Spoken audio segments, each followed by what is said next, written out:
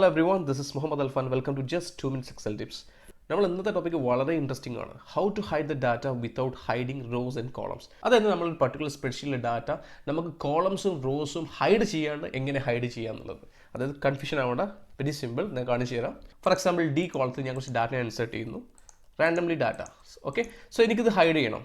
അതുകൊണ്ട് തന്നെ ആ ഡി എന്ന കോളം കംപ്ലീറ്റ് സെലക്ട് ചെയ്യുന്നു, റൈറ്റ് ക്ലിക്ക് ചെയ്യുന്നു, ഹൈഡ് ചെയ്തു. റൈറ്റ്, അതുപോലെ തന്നെ ഈ റോ വൈസിലും നമുക്ക് ഹൈഡ് ചെയ്യാൻ പറ്റും. Complete data raw vice select ചെയ്യുക, റൈറ്റ് ക്ലിക്ക് ചെയ്യുക, ഹൈഡ് ചെയ്യുക. പക്ഷേ ഇവിടെ കാണിക്കാൻ വേണ്ടി പോകുന്നത് ഹൈഡ് ചെയ്യാണ്ട് തന്നെ നമുക്ക് എങ്ങനെ ഈ ഡാറ്റ ഇൻവിസിബിൾ ആക്കി മാറ്റാം, അതല്ലെങ്കിൽ ഹൈഡ് ചെയ്ത് വെക്കാം എന്നുള്ളത് നോക്കാം. ഫോർ എക്സാമ്പിൾ ഞാൻ നെക്സ്റ്റ് ഷീറ്റിലേക്ക് പോകുന്നു. ഇവിടെ ഞാൻ E3 എന്നുള്ള സെല്ലിൽ 1 2 3 ടൈപ്പ് ചെയ്യുന്നു, എൻ്റർ ചെയ്യുന്നു. സി, അത് ഇൻവിസിബിൾ ആയി. റൈറ്റ്, എഗെയിൻ 7 8 9 ഇൻവിസിബിൾ ആയി. ഞാൻ കുറച്ച് ഡാറ്റ ടൈപ്പ് ചെയ്യുന്നു, ഇവിടെ എൻ്റർ ചെയ്യുന്നു, ഇൻവിസിബിൾ ആയി.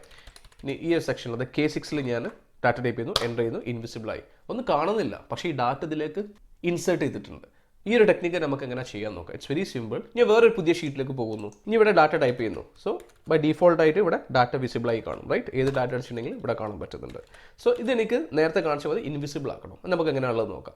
ഞാൻ കംപ്ലീറ്റ് ഡാറ്റ ഇവിടെ ഡിലീറ്റ് ചെയ്യുന്നു. സോ ശേഷം ഇവിടെ ആദ്യം നമ്മൾ സെലക്ട് ചെയ്യുക ഏത് സ്പെസിഫിക് കോളത്തിലാണോ ഏത് സ്പെസിഫിക് റോസിലാണോ വേണ്ടതെന്നുള്ളത്. സോ ഈ ഒരു കേസിൽ ഈ സ്പ്രെഡ്ഷീറ്റിലെ ഏതൊരു സെല്ലിലും ഞാൻ ഡാറ്റ ഇൻസേർട്ട് ചെയ്തിട്ടുണ്ടെങ്കിൽ അത് ഓട്ടോമാറ്റിക്കലി ഇൻവിസിബിൾ ആണ്. നമുക്കത് എങ്ങനെയുള്ളത് നോക്കാം. സോ ഈ സ്പ്രെഡ്ഷീറ്റ് കംപ്ലീറ്റ് സെലക്ട് ചെയ്യുന്നു, റൈറ്റ് ക്ലിക്ക് ചെയ്യുന്നു മൗസിൻ്റെ, format cells, go to number section and click on customs area. ഇവിടെ കാണാം റൈറ്റ് സൈഡ് ടൈപ്പ് എന്നുള്ള ഒരു ഫീൽഡ്. റൈറ്റ്, അവിടെ ബൈ ഡീഫോൾട്ട് ഉള്ള ജനറൽ ആണ്. ജസ്റ്റ് റിമൂവ് ചെയ്യുക. അതിന് പകരം 3 വട്ടം സെമിക്കോളം ഇൻസേർട്ട് ചെയ്യുക. 1 2 3 ആൻഡ് ഓക്കെ പ്രസ് ചെയ്താൽ മതി. ഞാൻ ജസ്റ്റ് ടൈപ്പ് ചെയ്യുന്നു.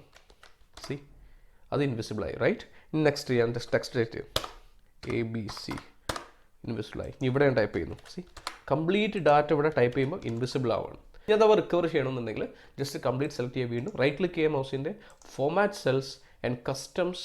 ഇവിടെ കാണാൻ ഡിലീറ്റ് എന്നുള്ള ഓപ്ഷൻ, ഡിലീറ്റ് ചെയ്യുക, ഓക്കെ പ്രസ് ചെയ്യുക, കംപ്ലീറ്റ് വിസിബിളിലേക്ക് വന്നു.